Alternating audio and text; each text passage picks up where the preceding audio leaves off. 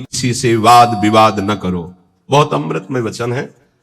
उपासक, वाद विवाद मत करो। जिस प्रकार तुम अपने इष्ट देव को, अपने धर्म को दृढ़ विश्वास के साथ पकड़े हुए हो और महान मानते हो, ऐसे ही कोई दूसरे धर्म का उपासक अपने इष्ट देव को और अपने धर्म को महान मानता है। इसलिए तुम अपने धर्म को महान करके दूसरे को नीचा दिखाने वाला वाद विवाद मत करो। कितना सुलझा हुआ स्वरूप महापुरुषों का। केवल वाद विवाद से तुम अपने धर्म और इष्ट देव को खो दोगे। दूसरे धर्म की निंदा करके, दूसरे के इष्ट देव की अवहेलना करके तुम अपने इष्ट देव और धर्म को खो दोगे। क्योंकि परमात्मा एक है और वही सब धर्मों का धर्म गुरु है, वही सब धर्मों का इष्ट है। एक बार एक महात्मा किसी नगर में से होकर जा रहे थे। संयोगवशात एक दुष्ट आदमी सामने से आया और वो क्रोधित होकर पीटने लगा। बहुत मारा महात्मा को, मूर्छित हो गए महात्मा, इतना मारा। बहुत दुष्ट स्वभाव के भी होते। वो जमीन पर गिर गए। मारने वाला चला गया। कुछ श्रद्धालु आए, उनकी बड़ी सेवा की। जब होश में आए तब पूछा, महात्मा जी किसने मारा आपको? बोले, जिसने सेवा की उसी ने मारा है। जिसने सेवा की? वो कहा, महाराज आप तो मूर्छित थे, हम लोगों ने तो सेवा की है। बोले, बस जिसने सेवा की उसी ने मारा, दूसरा नहीं मार सकता। महात्मा जी ने कहा, जिसने मुझे पीटा वही सेवा कर रहा है, जो सेवा कर रहे हैं इन्होंने ही पीटा है। वो तो बड़े घबरा गए कि महात्मा पागल है क्या। तब उनके शिष्य ने जब सुना तो वो आए वहां दौड़कर। लोगों ने कहा, आपके गुरुजी पागल है क्या? तो बोले, नहीं, आप नहीं समझ पा रहे। जिस परमात्मा ने वो रूप रख करके पीटा, उसी परमात्मा ने आप लोगों को प्रेरित करके आप लोगों के रूप में सेवा की। हमारे गुरुदेव का मतलब ये है। भाव ये, आपके साथ जो निंदा अपमान तिरस्कार कर रहा है वो आपका आराध्य देव दूसरा नहीं है, वही आराध्य देव है। तुम्हारे किसी कर्म का मार्जन कर रहा है, ध्यान रखना। अब आगे बिल्कुल सुलझी हुई एक एक बात है। सच है कि उस दुष्ट में भी परमात्मा है।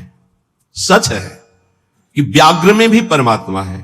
पर हम महात्मा को तो गले लगा सकते हैं, लेकिन व्याघ्र को, सिंह को गले नहीं लगा सकते। ऐसे ही हम मानते हैं कि दुष्ट में परमात्मा है, पर दुष्ट पुरुष में विद्यमान परमात्मा को केवल भाव द्वारा प्रणाम करके उससे संभाषण और संग कदापि उचित नहीं है। जैसे सर्प में भी परमात्मा है, सिंह में भी परमात्मा है, तो उसे गले नहीं लगा लेंगे। एक एक चेष्टा, एक एक वचन अमृत है। अगर ये धारण कर लोगे तो आपका भजन बचेगा और पचेगा और बढ़ेगा। एक किसान खेत में दिन भर पानी भरता रहा। जब सायंकाल हुआ तो उसमें पानी एक चुल्लू भी नहीं टिका। वो बहुत परेशान हो गया। मेड़ ज्यों की त्यों सब ठीक थी। फिर उसने देखा तो चूहों ने छेद कर रखा था जगह जगह, कई जगह मेड़ में। वो छेद से बाहर जा रहा था। उपासक समझे, पूरा जीवन साधना करते हो जाता है, लेकिन साधन संपत्ति एक चुल्लू भी नहीं बचती। किनकी? जिनके इंद्रिय रूपी चूहों ने छेद कर दिया है हृदय रूपी घर में। क्या? कभी ये भोग, कभी वो भोग, कभी वो भोग। जो अपनी इंद्रियों को भोगों के संयोग में मनोरंजन करते हैं और साधना भी करते हैं, तो पूरे जीवन की शाम हो जाती, पर उनके हृदय रूपी खेत में एक चुल्लू भी साधन नहीं बचता, सब क्षीण हो जाता है। रामकृष्ण देव परमहंस जी कह रहे हैं, जब उपासक इंद्रियों के बिलों को बंद कर देता है, फिर कीर्ति की इच्छा उसके अंदर जागृत होती है, तो ये मेड़ टूट जाना होता है। अगर मेड़ टूट गई तो भी बड़ी जल्दी धारा बाहर निकल जाएगी खेत से जल की। कीर्ति की चाह उत्पन्न होती कि मेरा यश हो जाए। गई जीवन की भजन संपत्ति कीर्ति की चाह में गई। कीर्ति भजन को छीण कर देती है। यदि आपके अंदर चाह नहीं हो, इष्ट के द्वारा कीर्ति होती, जैसे सेवक जी महाराज कह रहे हैं, जय जय श्री हरिवंश नाम गुण गाई है। उसके लिए कहा कि बिस्तरे सब जग विमल की रति साधु संगति। विमल की रति वो उसके भजन का नाश करने वाली नहीं होगी, क्योंकि इष्ट के द्वारा होती है। कीर्ति की चाह मानो उस किसान की मेड़ टूट जाना है, अर्थात उस साधक का बांध टूट जाना है साधना का। अब उसके आगे उपाधियां लगनी शुरू हो जाती हैं। ये बड़ा उपद्रव है उपाधियां। सरकार, भगवान, अवतार, न जाने क्या क्या, ये बिल्कुल नहीं स्वीकार करना चाहिए, बिल्कुल स्वीकार नहीं। सरक जाओगे सरकार कहलाने से। बहुत माया विचित्र है, बहुत विचित्र, बहुत सावधान। ये महापुरुषों की बातें हैं। अब साधक की जहां कीर्ति रूपी मेड़ टूटी, बंधी घाव हो गया, वहां से ये बालू का बांध है। ईश्वर की जितनी आराधना चिंतन सब गया, वो अपनी कीर्ति का स्मरण करके वो भूलना शुरू हो गया। प्रभु का अहंकार जो मिटाना था वो फिर बढ़कर वैसे ही तैयार हो गया। इसीलिए जन्म भर उपासक को सावधान रहना चाहिए, ना इंद्रियों की विलासता और ना कीर्ति और ना किसी तरह की सिद्धि की वृत्ति। सिद्धि भी बहुत बाधक होती है, भगवत प्राप्ति में बहुत बाधक। मन की बात जान, दुनिया का सब एक से एक अलग अलग क्षेत्र सामने का, एकाग्र दृष्टि से देख के संकल्प कर हिल नहीं सकता। एक कदम जैसा चाहे जितना हो उसकी आज्ञा का पालन करेगा ही करेगा। ऐसी बहुत सी, तो गुरुजनों की कृपा से इन खाइयों को नांगा जाता है। बिल्कुल दैन, बिल्कुल दैन। भरी सभा में नीच पुरुष द्वारा पिट जाने पर भी किसी भी तरह का कोई भी भागवतिक प्रभाव न प्रकट करना, साधारण आदमी की तरह शांत एकदम, यह असाधारण क्षमता होती है। क्यों सह जाए सामने वाला जब इतना कर रहा, भगवान ने हमको तेज दिया, बल दिया है, क्यों सह जाए। बोले एक भाई अपने मुखौटे को लगाकर सिंह का और अपने घर में गया तो घर वाले एकदम भयभीत हो गए, लेकिन उसकी बहन ने उसको मुखौटा लगाते हुए देखा था। वो नजदीक गई और मुखौटे में थप्पड़ चट और उतार के रख दिया। रामकृष्ण परमहंस देव जी कह समझे,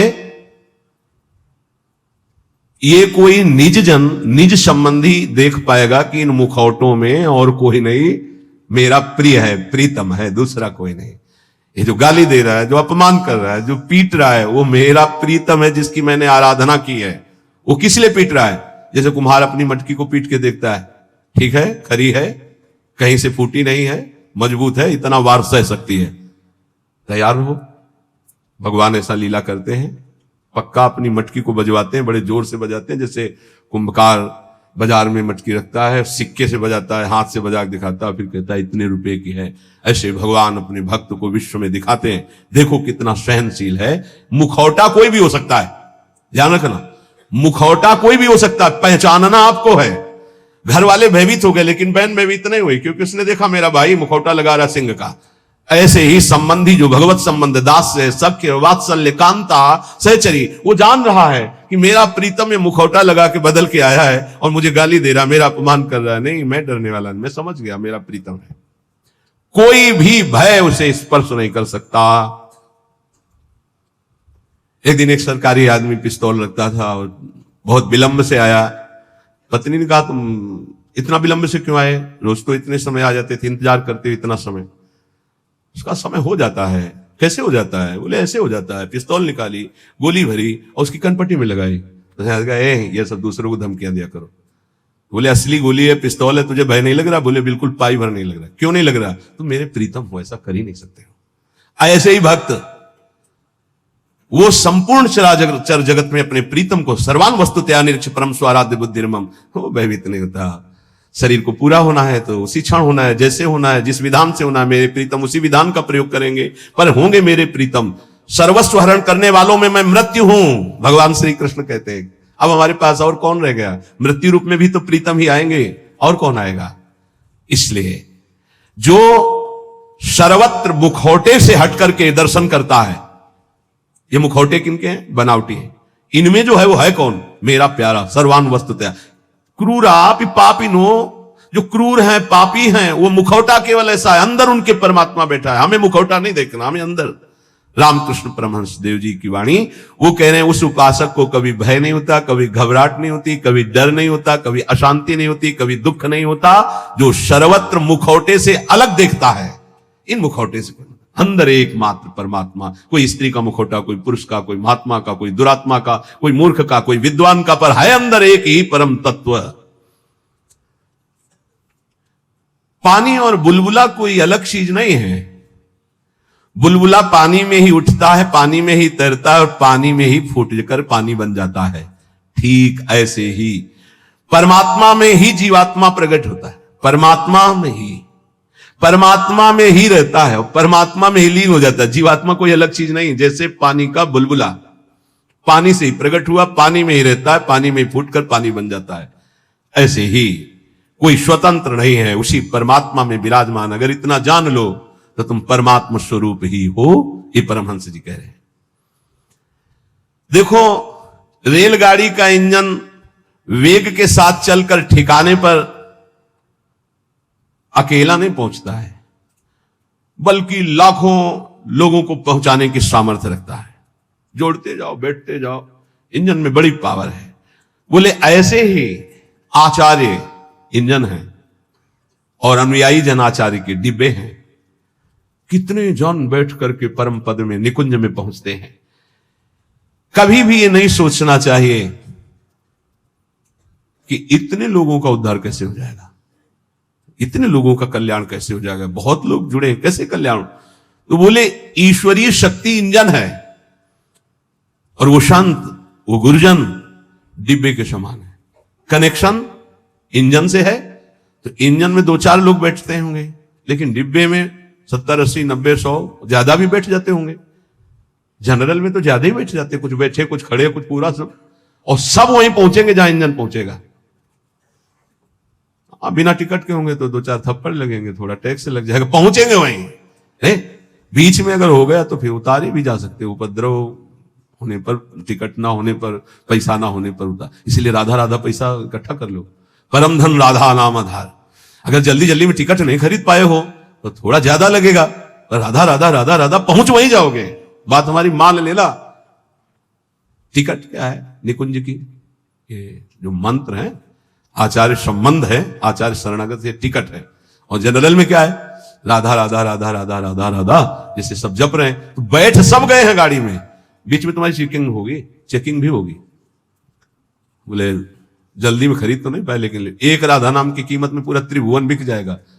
वो जो जांच करने वाले हैं वो कौन है? श्री जी के पार्षद ही हैं। ऐसे थोड़ी होता है कि आप श्री जी के पास सीधे डायरेक्ट पहुंच जाओ, ऐसा। तो राधा नाम जहां है ना, वो सीधे। और जिनको सौभाग्य से कहीं ये जो निकुंज के गुप्त मंत्र मिल गए हैं, तो अब दुर्भाग्य है कि उनके अंदर ठसक ना आवे, नहीं तो पास हो चुका है निकुंज का, पास मिल चुका है, मानो सच्ची मानिएगा। सौभाग्य दुर्भाग्य में आप बदल रहे हैं कि आप मंत्र का चिंतन नहीं कर रहे हो, विषय चिंतन कर रहे हैं। रेलगाड़ी के इंजन में उतने लोग पार नहीं हुए जितने डिब्बे में बैठकर वहां पहुंच जाते हैं। अर्थात आचार्य और आचार्य परंपरा, आचार्य के तो विशेष विशेष कुछ पार्षद हुए, लेकिन आचार्य परंपरा में लाखों ऐसे महापुरुष हो गए कि करोड़ों को श्री जी के पास पहुंचा दिया, श्री जी में तन्मय करा दिया।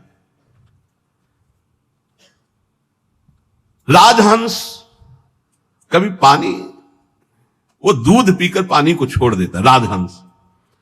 ऐसे ही जो उपासक है, जो संत है, जो भगवत प्रेमी महात्मा है, तो माया और ब्रह्म दोनों मिले हुए हैं एक में। वो केवल ब्रह्म, केवल परमात्मा तत्व को और जल को जैसे छोड़ देता है, दूध पी के जल को छोड़ देता है, ऐसे ही वो माया के विकारों को छोड़कर परमात्मा स्वरूप में स्थित हो जाता है। दैवी संपदा का महान सुख उसके हृदय में जागृत हो जाता है, जो माया के विकारों पर मुक्ति प्राप्त कर लेता है। कोई भी विकार उसके ऊपर प्रभाव नहीं डालता। हाथी को खुला छोड़ दे तो मनमानी आचरण करके वृक्षों को उखाड़ता है, तोड़फोड़ शुरू कर देता है। लेकिन जब महावत अंकुश पर अंकुश प्रहार करता है तो घुटने के बल हाथी हो जाता है। ऐसे ही ये मन मतवाला हाथी है, जिसने इसको स्वच्छंद छोड़ दिया, ये सब तोड़फोड़ कर देगा, धर्म विरुद्ध आचरण करेगा। महावत है उपासक, हाथी है मन और अंकुश है ज्ञान। प्रहार पे प्रहार करके उसको घुटने के बल अर्थात मन को अधीन कर लिया, तब वो शांत चित्त परमात्ममय हो जाता है।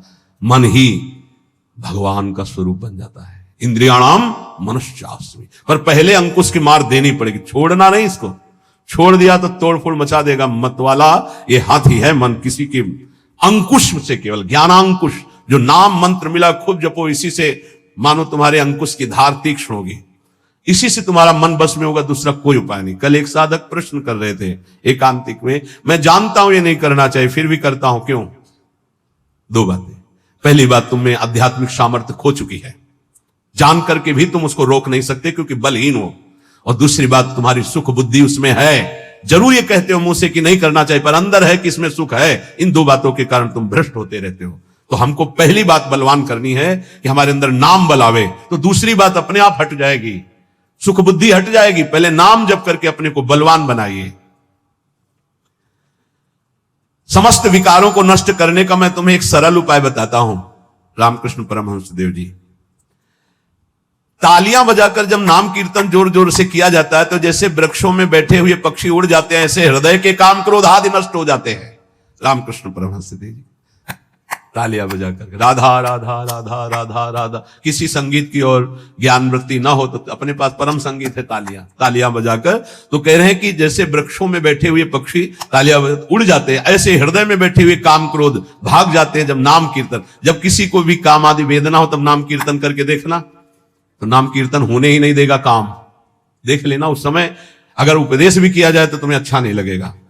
कामी समझी में हरि कथा ऊसर बीज बय फल। और अगर आप शुरू कर दिए तो वो टिकेगा नहीं, भाग जाएगा पक्का। बहुत सुंदर उपाय महापुरुषों के हैं। उपासक की उपासना परिपक्व कब मानी जाती है? जब अपने आराध्य देव का नाम लेते ही रोमांच हो जाए, आनंद अश्रु बहने लगे, तब समझना चाहिए कि हमारी उपासना परिपक्व हो रही है। उपास्य देव का नाम लेते ही आंखों में जल आने लगे, अब उसकी उपासना रंग ला रही है। राधा कहते आंसू भर जाएं। एक लकड़हारा जंगल की लकड़ी बेच बेचकर बड़े कष्टपूर्वक अपना जीवन यापन कर रहा था। अकस्मात उस मार्ग से एक सन्यासी जी आ रहे थे।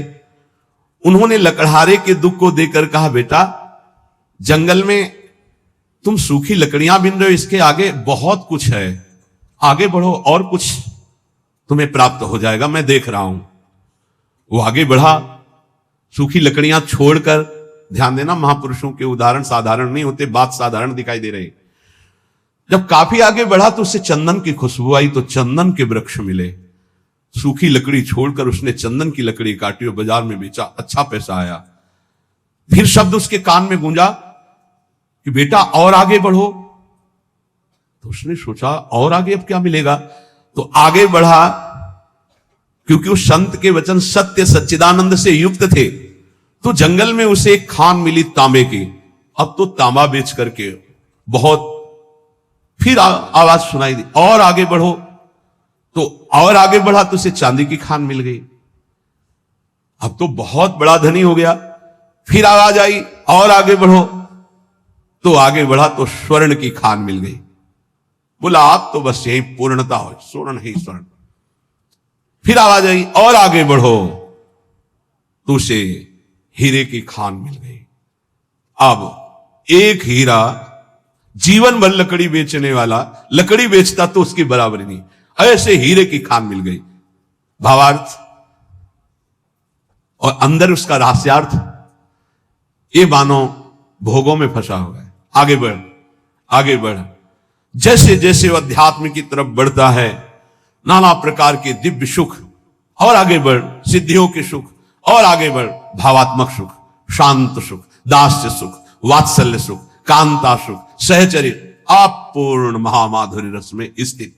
हमें जब तक भूमा सुख न मिल जाए तब तक रुकना नहीं, आगे बढ़ते रहना है। अल्प सुखों का भोक्ता भूमा सुख का अधिकारी नहीं होता। यदि संत की बात मानकर लकड़ी बेचना काम बंद न करता तो आगे नहीं बढ़ पाता। आवाज आती रही आगे बढ़, तो फिर चंदन, फिर आगे बढ़ा तांबा, फिर आगे बढ़ा चांदी, फिर सोना, फिर हीरा, अर्थात एक से एक दिव्यताएं, आप ज्ञान की सुंदर भूमिकाएं, भक्ति की सुंदर दिव्य भूमिकाएं, इनको क्रॉस करते थे। अल्प सुख साधना का मिले उसी में तृप्त हो गया, वो महान सुख को नहीं प्राप्त कर सकता। श्री रामकृष्ण परमहंस जी कहते हैं, लकड़हारे की तरह छोटी सी साधना के सुख को पाकर तृप्ति का अनुभव मत करो। ज्ञान का समुद्र लहरा रहा है आध्यात्मिक क्षेत्र में, और उस ज्ञान के परम धनी बनकर स्वयं भगवत स्वरूप हो जाओगे। देखो, एक छोटे पौधे की रक्षा उसके चारों ओर घेरा बना करके की जाती है, नहीं तो बकरी चर जाएगी। और वही पौधा जब बड़ा हो जाता है, वृक्ष रूप हो जाता है, तो सैकड़ों बकरियों का पेट भर जाएगा, उसकी छाया में रहेंगे, उसका कुछ नहीं बिगड़ेगा। ऐसे ही जब भक्ति का छोटा अंकुर निकले तो कुसंग रूपी बुरी संगति रूपी बकरी से बचना। बकरी का चरा हुआ छोटा पौधा किनगा बहुत ही मुश्किल देता है, क्योंकि डंठल भर रह जाता है, वैसे चुन लेती है। अर्थात यदि बुरी संगति हो जाए नए भगत को तो पूरी भक्ति को ही वो नाश कर देगा, पूरा का पूरा नाश कर देगा। तो आप देख लो, आंखों के सामने दिखाई देता है। जब तुम्हारे हृदय में भक्ति, तो साधु संगत रूपी बाढ़ के अंतर्गत रहना, साधु संगत करे अनुदिन राति, अर्थात संतों के वचनों में केवल रहना, बस दूसरे की बातें मत सुनना, नहीं तो वो बकरी है चर जाएंगी, किनगा भी नहीं निकलेगा दोबारा भक्ति का। ऐसे कितने उदाहरण जीवन में देखे हैं कि बड़े भाव से चलना चाहते थे लेकिन भारी कुसंग हो गया, नष्ट हो गए, भारी कुसंग। जब वही भक्ति वृक्ष रूप हो जाएगी तो हजारों लोग नीचे आनंदित होकर विश्राम करेंगे, कुछ फर्क नहीं पड़ता, फिर निंदकों का कोई प्रभाव नहीं पड़ता। पर पहले भक्ति को वृक्ष रूप बढ़ने दो।